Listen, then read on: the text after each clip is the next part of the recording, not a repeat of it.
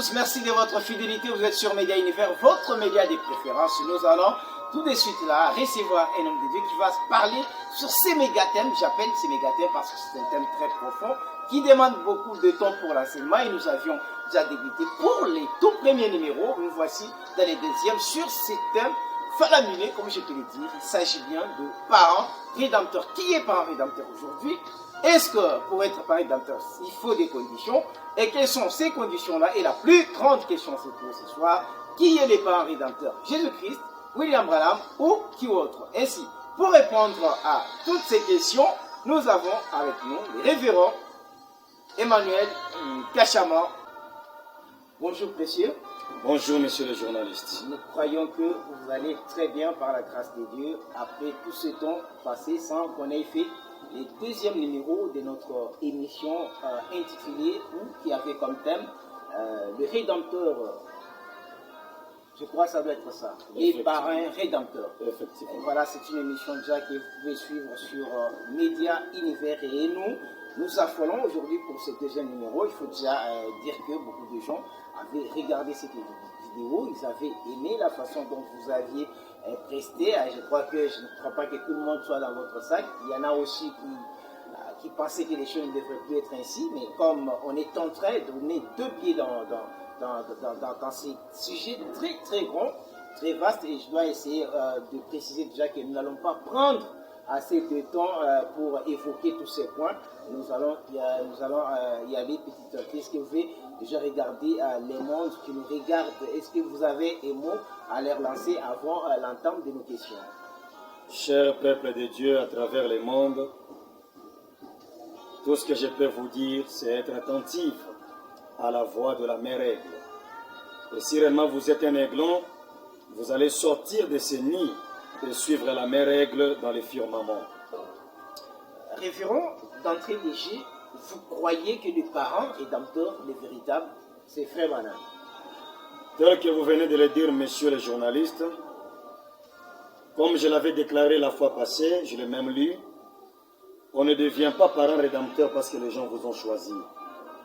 Mais un parent rédempteur doit remplir les conditions. Il y a des critères qu'un parent rédempteur doit respecter. Sur ce, je vous demanderai de me donner ne fût-ce que même 3 minutes de lire ces critères. Pour gagner du temps. Les critères pour être le parent rédempteur. Voilà. Je suis dans le parent rédempteur. Prêché le 2 octobre 1960. Je commence directement au paragraphe 23e. Je pense que dimanche dernier, j'ai prêché sur comment Christ était venu nous racheter. Et puis aujourd'hui, je désire parler sur qu'est-ce qu'un rédempteur et comment est-il devenu notre rédempteur.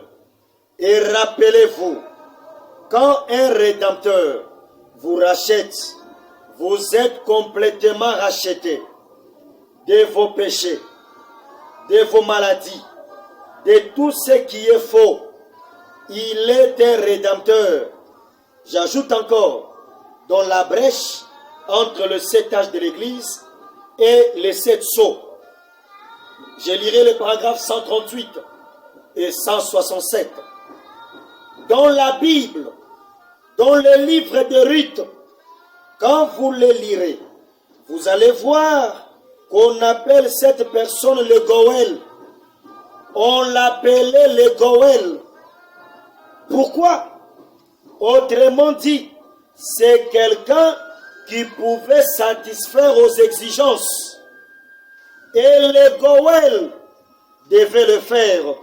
Il devait être un proche parent pour pouvoir le faire. Voici les livres. Voici les titres de propriété. Il sera remis au parent rédempteur qui pourra remplir les conditions. C'est la loi même de Dieu. Il ne peut pas profaner sa loi. Ou plutôt, il ne peut pas défier sa loi. Voyez, Dieu exige un parent rédempteur qui soit digne, qui puisse le faire. Qui est-ce qu'il faut pour le faire? J'ajoute encore une autre écriture.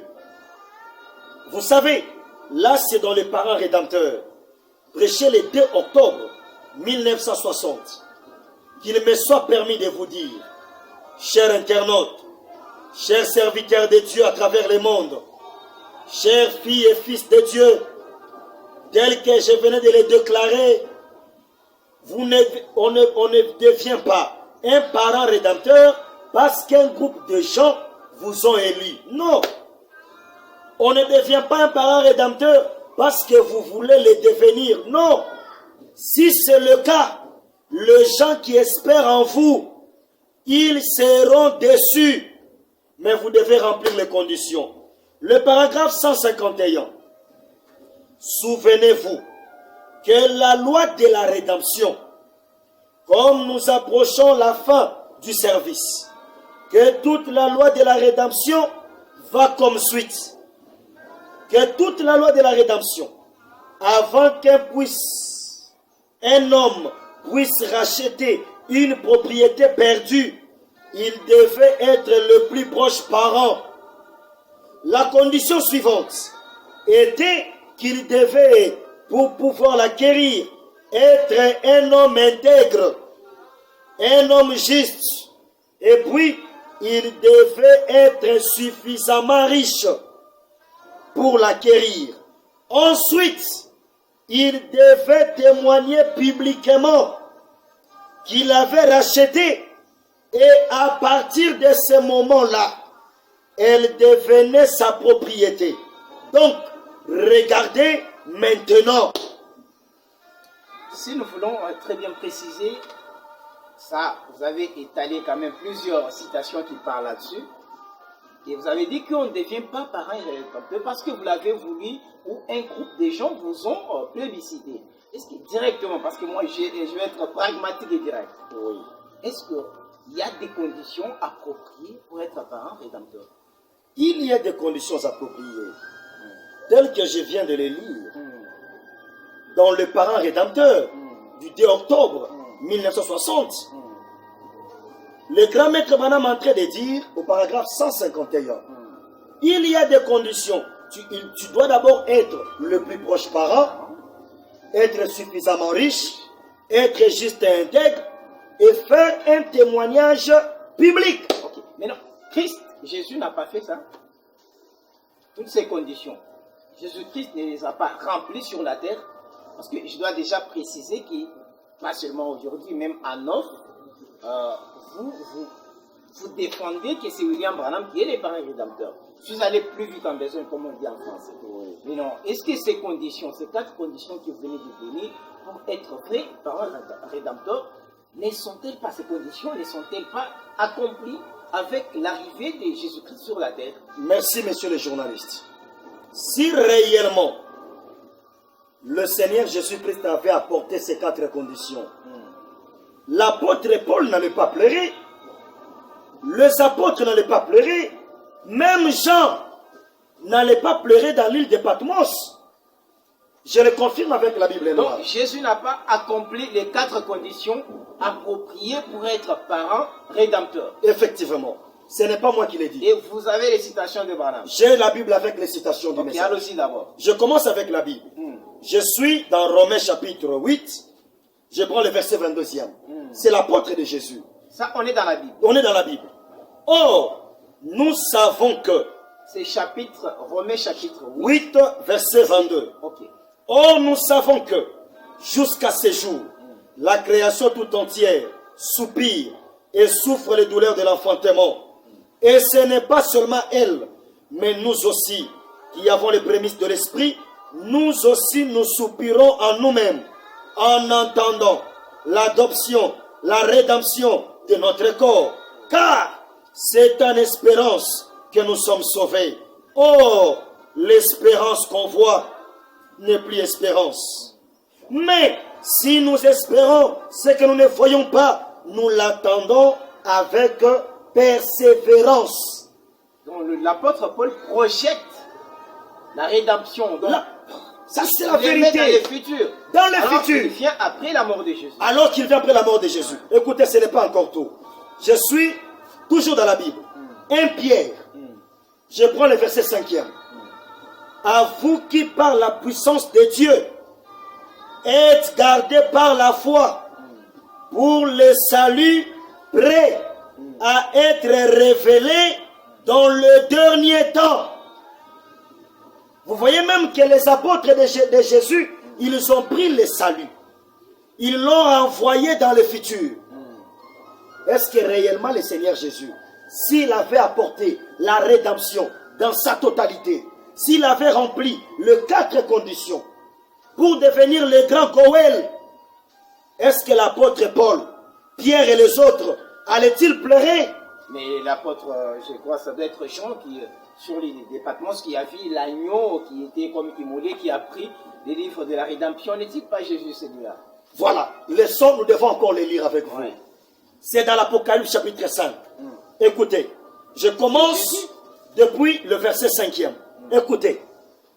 Puis j'ai vu dans la main droite de celui qui était assis sur le trône un livre écrit en dedans et en dehors, scellé de 7 sceaux.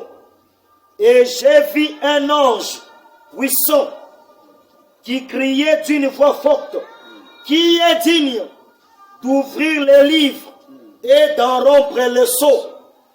Et personne dans le ciel. Personne dans le ciel. Personne dans le ciel.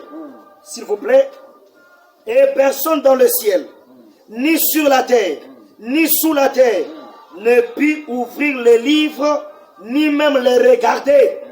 Et j'ai pleuré beaucoup de ce que personne ne fut trouvé digne d'ouvrir les livres, ni de les regarder. Et l'un des vieillards me dit: ne pleure point, voici le lion de la tribu de Juda, le rejeton de David, a vaincu pour ouvrir les livres Les rejetons. et ses 7 sceaux. Et j'ai vu au milieu du trône et des 4 êtres vivants, et au milieu des vieillards, un agneau qui était là comme immolé. Il avait 7 cornes et 7 yeux, qui sont les 7 esprits de Dieu envoyés par toute la terre. Il vint et prit le livre de la main droite de celui qui était assis sur le trône. Quand il eut pris le livre, les 4 êtres vivants et les 24 vieillards se sont prosternés devant l'agneau, tenant chacun une harpe et des coupes d'or remplies de parfums, qui sont des prières de saints. Et ils chantaient un cantique nouveau. Un cantique nouveau. Ils ont chanté un cantique nouveau. Pas à la gloire. Ah, Pas ça. pas ça. Un cantique nouveau. Et quel alors? Lequel? D'abord, vous savez, monsieur le journaliste, vous avez demandé que l'agneau qui était... Révérend Jambaya est en train de suivre comme ça. Révérend, est-ce qu'on peut, parce que vous venez déjà d'élucider ces 4 conditions qui font qu'on constate que celui-là est paré rédempteur, et vous déclassez directement Jésus par rapport à ces écritures que vous venez d'évoquer. Moi, je suis pas pasteur, hein. Moi, je ne vais pas entrer dans cette histoire, mais je permets ces canaux pour que ces propos, les propos de révérend, arrivent chez vous, et si vous sentez qu'il y a des choses qui ont été dites qui ne concordent pas avec la parole, vous pouvez nous solliciter, nous contacter, question d'apporter votre lumière par rapport à ces propos. Voilà. Révérend, nous parlons de 4 conditions. Il faut qu'on parte de l'une après l'autre. Est-ce qu'on prend d'abord premièrement à quelles conditions? Nous prenons d'abord être suffisant, le plus proche parent, si on peut dire Être ça. les plus proches parents. Le plus proche Donc parent. en fait, un parent rédempteur, c'est une personne qui est plus proche de qui? Plus proche De de l'être l'épouse, humain. des apôtres, des prophètes ou de qui? Quelqu'un qui a le même sang que nous. Les sons chimiques. Le sang chimique. C'est par là que nous parlons du plus proche parent. Lorsqu'on tire son sang, Oui. nous devons retomber sur Adam, notre père. Donc nous devons tous avoir le même sang. C'est là le plus proche parent. Donc quelqu'un qui peut nous rédempter, c'est quelqu'un qui a le même sang que moi, le même sang que vous, et le même sang que notre père Adam, qui a coulé au jardin d'Éden. Ah, mais ça c'est facile pour Jésus alors. Pour le Seigneur Jésus. Parce que les sons, une seule personne a laissé couler les sons. À la voie du calvaire, ça personne ne l'ignore. Même l'église catholique, les malimbistes, je crois que Jésus avait donné son sang pour nous. Est-ce que c'est de ce sang-là qu'il s'agit ou bien de notre sang? Merci beaucoup, monsieur. Ça c'est chanté même chez les apostoles, chez les catholiques, les sons. Makila na Yesu, Maninga Mangale, donc dans toutes les langues. Ne me dites pas qu'il ne s'agit pas du sang de Jésus.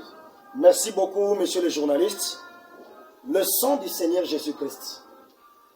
Pour commencer, j'aimerais d'abord lire les prophètes. Pour voir le Seigneur Jésus-Christ avec quel genre de sang. Si réellement ce sang peut permettre la rédemption. Il avait quel genre de sang?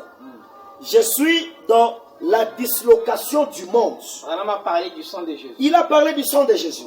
La dislocation du monde. Prêché le 15 novembre 1963, le paragraphe 62. Eh bien, souvent nous disons, Jésus était juif. Non, il ne l'était pas. Non, il n'était pas juif. Il n'était ni juif, ni gentil. Il est Dieu, voyez, c'est dans l'hémoglobine que se trouve la cellule de vie. Et la cellule de vie était une cellule créée par Dieu. Il n'y avait pas eu d'acte sexuel entre Dieu et Marie. Il n'y avait même pas de sensation. Il a créé deux germes, c'est vrai, l'ovule et la cellule. Il n'était ni juif, ni gentil. Il était cette brèche.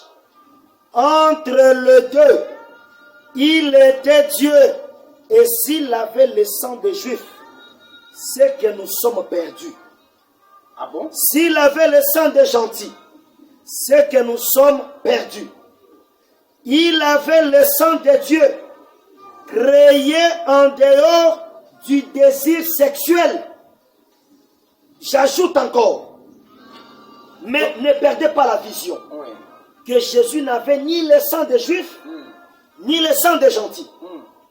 Il avait le sang de Dieu. Il avait le sang de Dieu, un étranger. Donc, or, pour être parrain rédempteur, on doit avoir le sang humain. On doit être proche. Je vais l'éprouver avec les Écritures. De Branham toujours. De Branham. Jésus était un étranger. Écoutez. Donc, frère Branham veut dire que c'est... Je suis dans les signes de 1963. Écoutez. Sortez les histoires. Le signe de 63. Je prends directement le paragraphe 322. Dans Hébreux 13 et 10. Je n'ai pas le temps de les lire. Notez-les. J'avais l'intention de lire cela. On l'appelle l'alliance perpétuelle. Dans la Bible anglaise. La Bible en français donne dans Hébreux 13 l'alliance éternelle. Et dans d'autres passages, tels que Genèse 9, l'alliance perpétuelle, comme frère Branham explique bien qu'il ne s'agit pas d'une alliance éternelle. D'une alliance éternelle. Nous avons utilisé l'alliance perpétuelle. Le sang de Jésus-Christ est appelé l'alliance perpétuelle. Oui, monsieur. Et il ajoute encore, toujours dans les signes de 64, le paragraphe 157. Prenez même encore le paragraphe 27. William Branham dit, le Seigneur Jésus-Christ n'avait qu'une certaine quantité de sang. Et ce sang-là a coulé de son corps sur le sol il y a 2000 ans. Un étranger. C'est pour cette raison que vous avez même écouté l'ange crier qui est digne. là je peux également le prouver, pour faire sortir les parents rédempteurs. Je suis dans la brèche, écoutez. Toujours Branham. Toujours Branham, écoutez. La brèche. Je prends directement le paragraphe 156e. Écoutez. Et il a vu quelqu'un qui était assis sur le trône, avec ses livres dans sa main.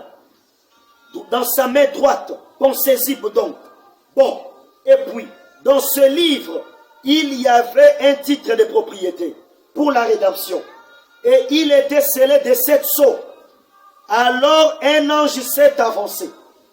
Un ange puissant qui proclamait d'une voix forte qui était digne d'ouvrir les livres, de prendre les livres, qui pouvait ouvrir les sceaux. Qui pouvait ouvrir ces sceaux. Vous voyez, l'ange demandait cela. Jean l'a vu. Et il disait maintenant, qui est digne que celui-là, oh là là, peut-être que c'est moi qui le ressens comme ça. Le livre de la rédemption. Voilà le plan de la rédemption. Voilà le seul moyen pour vous d'être rachetés. Car voilà les titres de propriété pour la rédemption des cieux et de la terre tout entière. Que celui-là veuille bien s'avancer. Oh là là, qu'il parle maintenant. Que celui-là veuille bien s'avancer. Oh là là, qu'il parle maintenant. Ou qu'il se taise à jamais. Maintenant, c'est 59. L'appel de l'ange était un appel destiné à faire apparaître un parent rédempteur. Dieu a dit, j'ai établi une loi, un parent rédempteur. Peut-être un parent rédempteur peut servir de substitut. Où est ce parent rédempteur qui peut prendre le livre si réellement le Seigneur Jésus-Christ? Les cris des gens faisaient appel à un parent rédempteur. Les cris de l'ange, oui, dans l'Apocalypse, chapitre 5, faisaient appel à un parent rédempteur. Donc c'était après la mort de Jésus. Après la croix de Golgotha. C'est ça qui a poussé même l'apôtre Paul à pleurer. C'est ça qui a poussé Jean à pleurer. C'était après la croix. Mais écoutez comment est-ce que Frère Branham dit ici. Qu'est-ce qu'il dit encore? Je suis dans Apocalypse, chapitre 5, deuxième partie. Écoutez, le paragraphe 133. Moi, je suis seulement... Hein? Écoutez, je prends directement 133. Écoutez.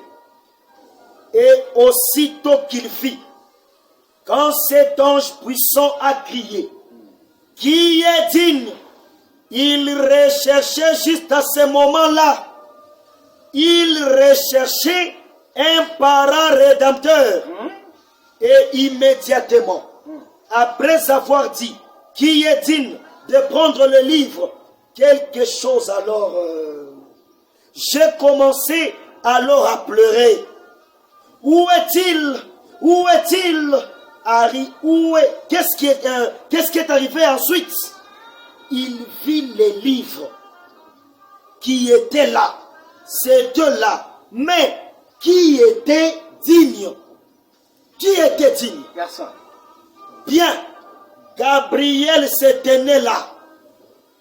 Il était digne. Mais, bien sûr, mais voyez-vous, il n'était pas un homme. Il n'était pas proche. Il n'était pas un proche parent. Il n'était pas un homme. Il était un ange. Et Michael se tenait là. Il était digne, mais il n'était pas un homme. Il était un ange. Ainsi, il fallait que ça soit quelqu'un qui était devenu une personne terrestre comme nous. Au moment où il demandait qui est digne, il annonçait la venue du parent rédempteur. Jean annonçait la venue du parent rédempteur, et cela après la mort de Jésus. Après la mort de Jésus à la croix. Et William Branham ajoute encore, et les voici, Et le voici Donc là, du temps de Branham, il est là. qui se tient là, un agneau. Et que fit-il? Il s'avança vers le trône où se trouvait l'Esprit de Dieu et prit les livres de la main droite de celui qui était assis sur le trône.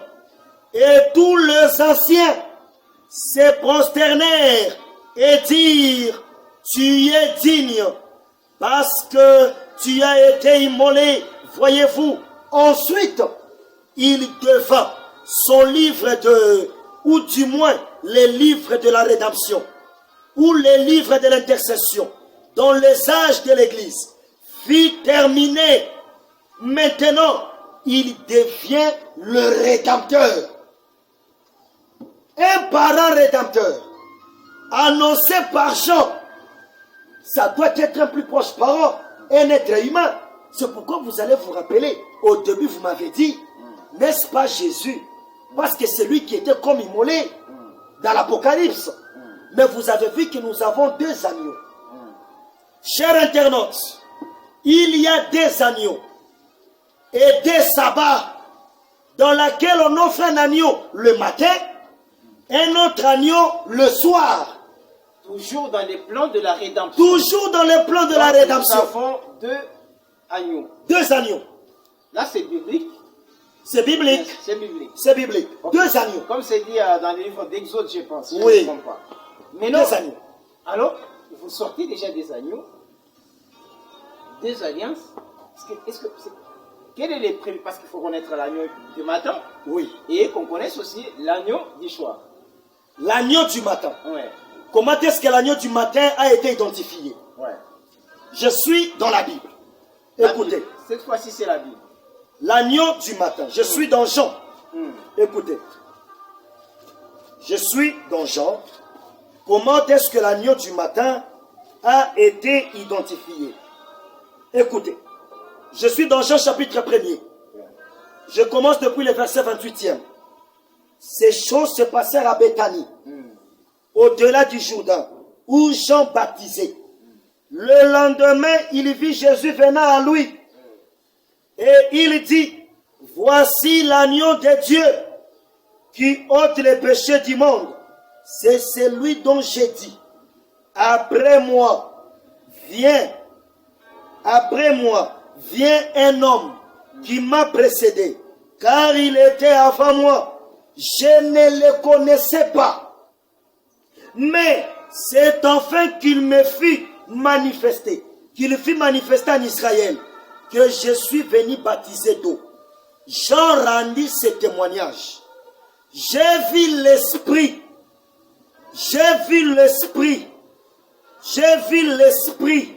descendre du ciel comme une colombe et s'arrêter sur lui. Je ne le connaissais pas, mais c'est lui qui m'a envoyé baptiser d'eau.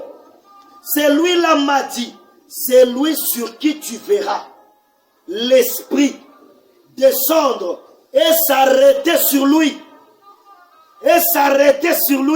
C'est celui qui baptise du Saint-Esprit. Et j'ai vu et j'ai rendu témoignage. L'agneau du matin, le Seigneur Jésus-Christ, qui était la réalité des agneaux à quatre pattes dans l'Ancien Testament. Et lui qui était la réalité, il devient un agneau, homme, mais confirmé par une lumière sur sa tête. Confirmé par la grande colonne de feu. Si l'agneau du matin était confirmé par la colonne de feu, Bill Branham dit: si l'histoire ne se répète pas, alors mon nom n'est pas William Branham. Au coucher du soleil, nous avons encore un agneau avec la lumière sur la tête. Et qu'il me soit permis de vous dire, l'agneau du matin n'était que l'ombre de l'agneau du soir. Le lieu d'adoration que Dieu a choisi. Le paragraphe 36. Jésus-Christ n'était que l'ombre de l'agneau du soir. Je vais vous poser cette question. Là, ça chauffe, ça chauffe, ça. Je profite c'était l'occasion pour cette question. Oui, monsieur le journaliste. À vous entendre parler, vous sortez des agneaux, si on comprend bien, dans les plans de la rédemption, Jésus a aussi une part à jouer, étant donné qu'il était cet agneau du matin. A-t-il aussi joué un rôle? Est-il un rédempteur à moitié, ou bien il n'a pas racheté totalement? Essayez de nous situer un tout peu dans le plan de la rédemption. Merci, monsieur le journaliste.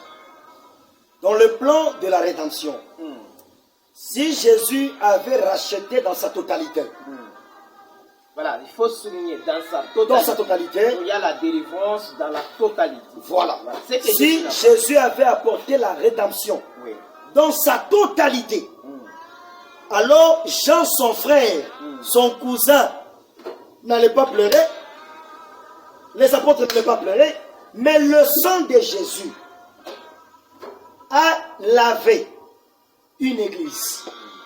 Mariage et divorce. Commencez depuis le paragraphe 136e. Le sang de Jésus-Christ a servi pour laver, nettoyer. Pour être clair, le sang de Jésus-Christ a servi de tapis rouge afin que le grand Melchisédek vienne marcher dessus. Qui est le grand Melchisédek. Vous allez le découvrir ici. Laissez-moi le lire. Laissez-moi le lire. Je pars que vous me dites qu'il s'agit bien de Branham. Laissez-moi le lire.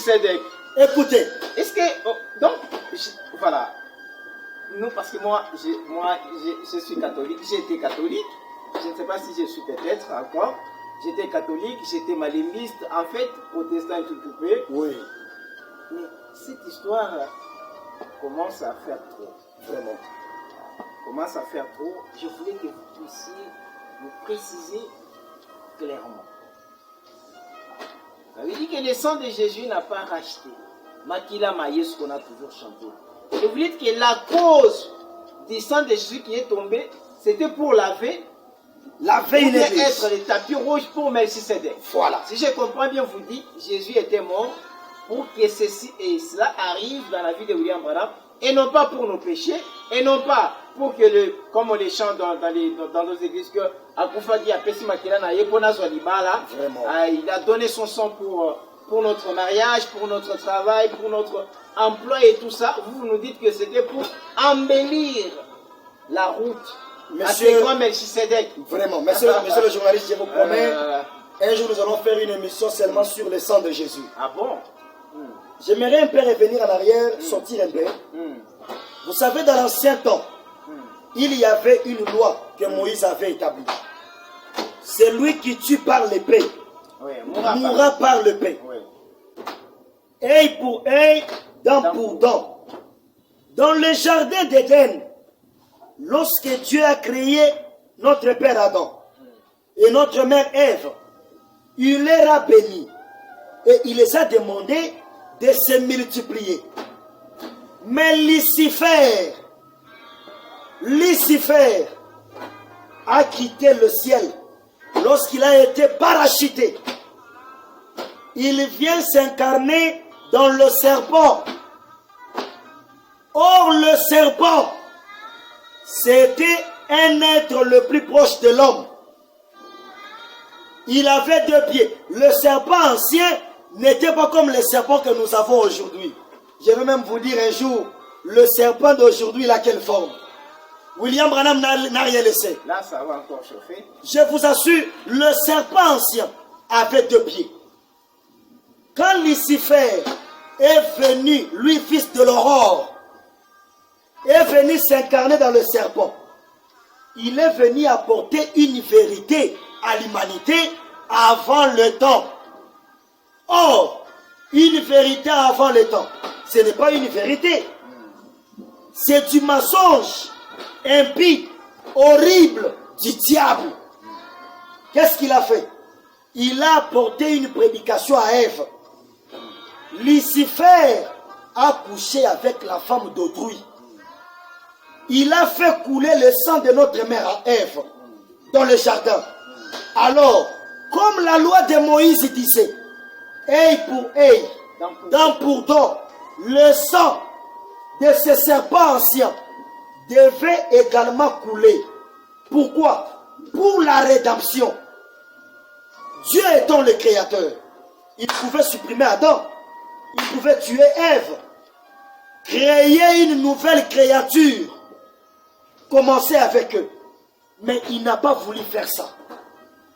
Dieu a opté pour la rédemption. Et qu'est-ce qu'il a fait? Il a tué quelques agneaux, le sang a coulé, pour essayer de vêtir Adam et Ève. Mais le sang des agneaux et le sang des boucs n'avaient pas étanché la soif.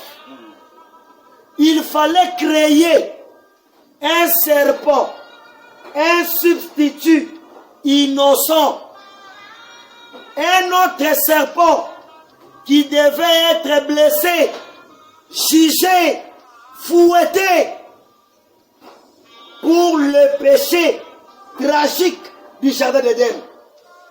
C'est par là que je vous dirai. Prenez ces jours-là sur le calvaire. Paragraphe 54 et 55. Bill Branham dit, qu'est-ce qui s'est passé ces jours-là au bois de Golgotha? Dieu s'était concentré.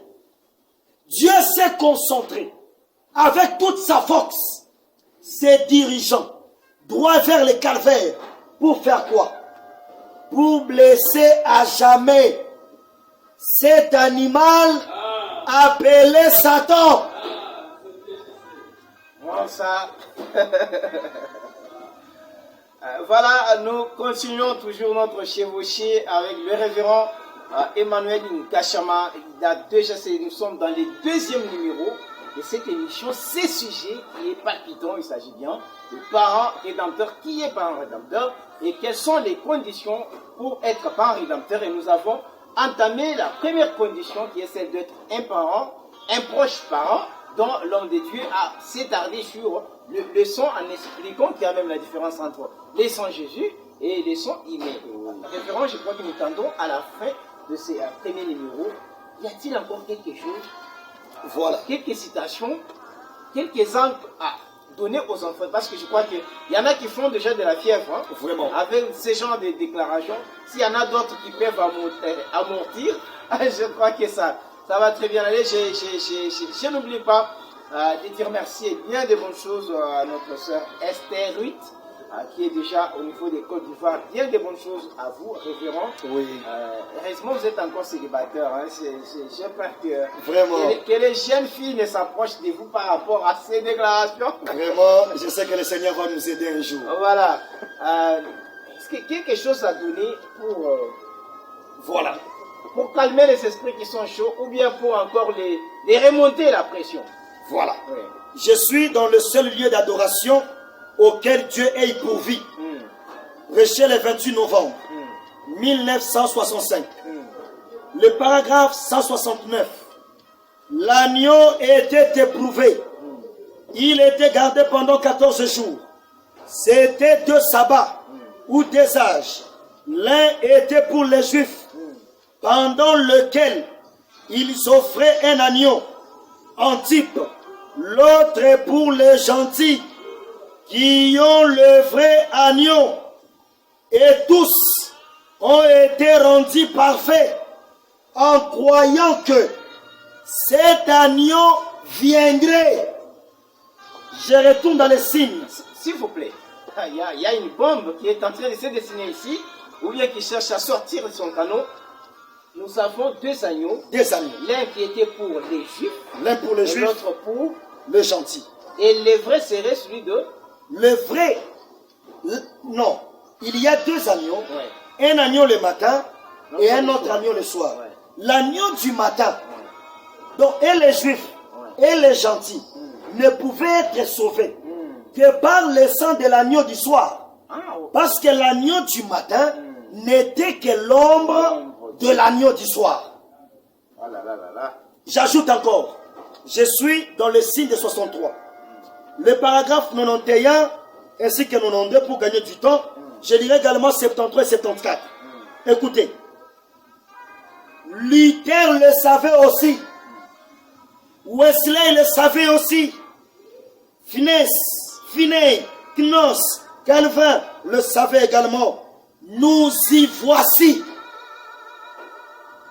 Il savait qu'à un certain moment, la colombe de feu reviendrait à l'église.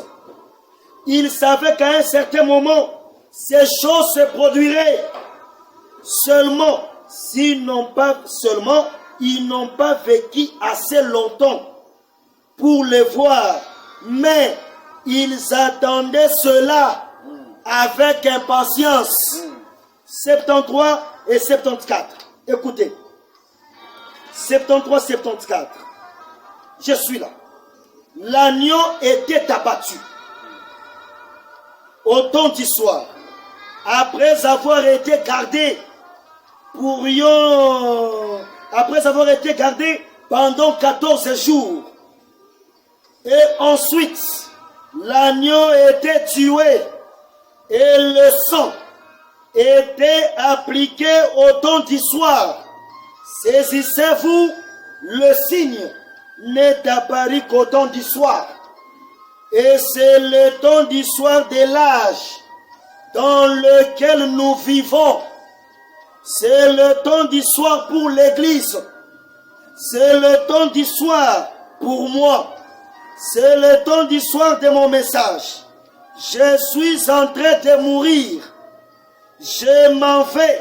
Je me retire au temps du soir de l'Évangile. Nous sommes passés par la justification. Nous sommes passés par la justification et ainsi de suite. Mais c'est maintenant le temps où les signes doivent être appliqués. Je vous ai dit dimanche dernier que j'avais quelque chose dont je voulais vous parler. Vous y voilà. Le temps où on ne peut plus prendre cela à la légère. Cela doit être fait. C'est le moment ou jamais de le faire. Parce que nous pouvons voir la colère est presque sur le point de parcourir le pays. Et tout ce qui n'est pas sous les signes périra. Le sang, c'est ce qui vous identifie. William Branham dit que l'agneau était abattu au temps du soir. Les signes présentés au temps du soir. Et il vous dit, c'est le temps du soir pour moi. C'est le temps du soir de mon message. Je suis en train de mourir. Branham, n'est-ce pas que tu es l'agneau? N'est-ce pas que tu es l'agneau qui va et qui prend les livres de celui qui était assis sur le trône? Branham répond, pour mettre une virgule là-dessus. Écoutez, je suis dans le premier saut pour courir. Vous qui nous suivez, prenez la brèche entre les 7 âges de l'église et les 7 sauts. Revenez au paragraphe 117 et 53 ainsi que 54. Moi, je prends directement le premier saut. Écoutez, 23. Le premier saut, écoutez. 23.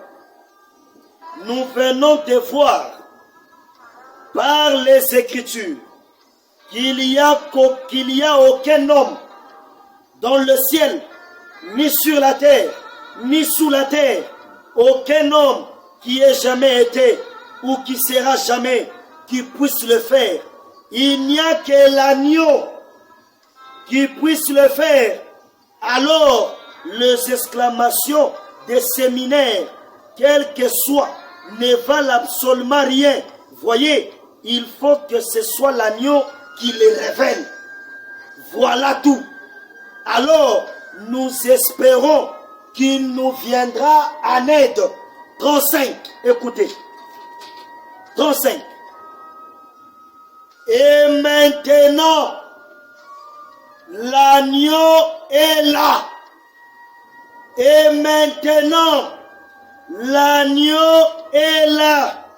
Maintenant, ce soir, alors que nous abordons ce chapitre 6, il tient le livre dans sa main. Et il commence à les révéler. Maintenant, l'agneau est là. L'agneau était au Branham Tabernacle. Et c'est le seul agneau qui a dit, c'est ce soir que nous commençons à délire. Ah, écoutez. Je prends... Attendez. Je peux encore le lire même ici dans le sceau. Je prends le paragraphe 45. Écoutez. Je suis là. 45. Quatrième saut. Premier saut. Si on parle d'un genre de livre comme celui-ci, ce serait comme si on l'entoure excusez, ça sera comme si on l'entoure d'une courroie. On l'entoure d'une courroie. Oui, c'est ça. On l'entoure d'une courroie. Et cette courroie, Frère Branham montre un livre pour illustrer. Mais ce n'est pas ce genre de livre-là. Maintenant, je prends 43. Donc, le livre scellé de cette sceau qui était roulé est maintenant en train d'être délié par l'agneau. C'est ce que nous abordons ce soir. Le livre de cette sceau qui était roulé est maintenant en train d'être délié par l'agneau. C'est ce que nous abordons ce soir. Que Dieu nous aide à mesure que le sceau soit brisé et délié. Le mystère du livre sont révélés. Au Branham Tabernacle, il y avait un agneau. Et cet agneau est identifié par la lumière sur sa tête. Je crois que j'ai cet agneau avec moi ici. Voilà l'agneau du soir. Jésus-Christ était identifié avec cette lumière. L'histoire se répète. William Branham est plus que Jésus. Parce que Jésus-Christ n'a jamais révélé le sceau. Il n'a même pas regardé le livre. Il n'a pas pu. Il ne les a pas révélés à travers Branham, les corps Branham. Non. Ah, cher journaliste. Voilà, je crois que c'est comme si je suis en train de caillasser un tas d'abeilles. Je ne vais pas les faire aujourd'hui parce que je crois que nous avons suffisamment parlé sur cette question. Nous tendons presque à la fin.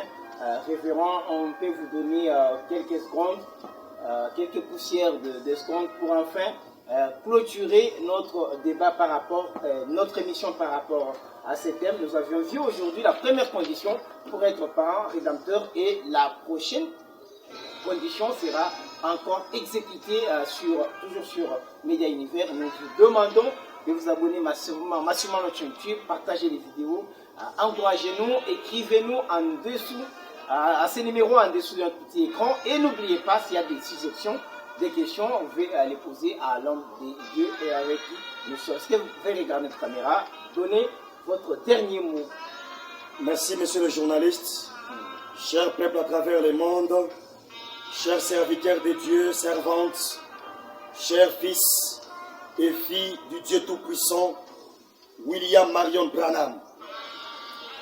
Tel que nous venons de le lire ici avec vous, nous avons essayé de présenter les Écritures, montrant que William Branham est le seul qui peut nous rédempter, notre frère de sang, qui est venu avec la Bible sur les portes.